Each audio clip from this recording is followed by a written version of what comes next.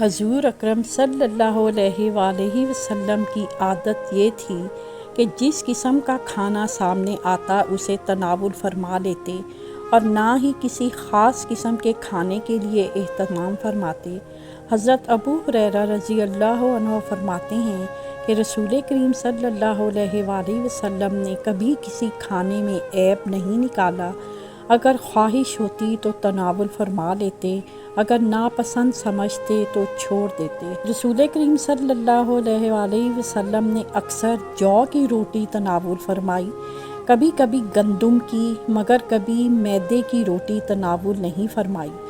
حضرت یوسف بن عبداللہ رضی اللہ عنہ فرماتے ہیں، میں نے نبی کریم صلی اللہ علیہ وآلہ وسلم کو دیکھا، آپ صلی اللہ علیہ وسلم نے جو کی روٹی کا ٹکڑا لیا اور اس پر کھجور رکھی اور فرمایا یہ اس کا سالن ہے اور تناول فرما لیا۔ نبی کریم صلی اللہ علیہ وآلہ وسلم کو گوشت بہت پسند تھا۔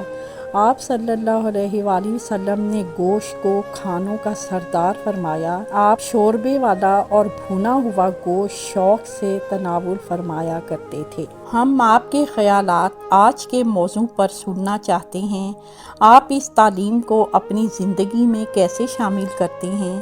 اپنے خیالات نیچے دیے گئے کومنٹس میں شیئر کریں۔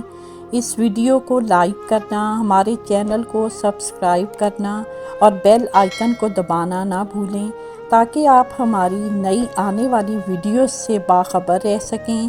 آپ کی قیمتی رائے ہمارے لیے اہم ہے اور ہم ہر کومنٹ کو پڑھتے ہیں۔